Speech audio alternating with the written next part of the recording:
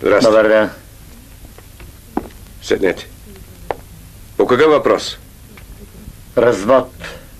По чия вина? Как е по-добре? По взаимно съгласие. Стига да се разберете.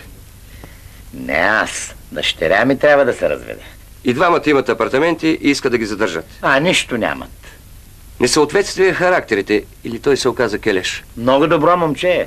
Те сегашните млади гледаш ги така външно, ама иначе се чеем тук. Ако рече някой да електрифицира луната, това ще са те.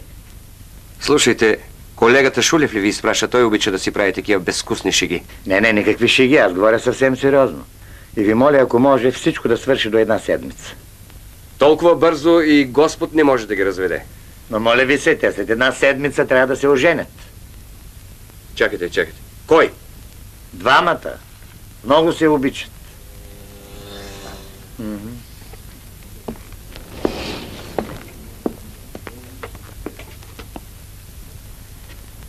Дайте ми Иван Шулев. Иване, ако още веднъж ми изпратиш такъв, ще ти разгоня фамилията. Ясно ли е?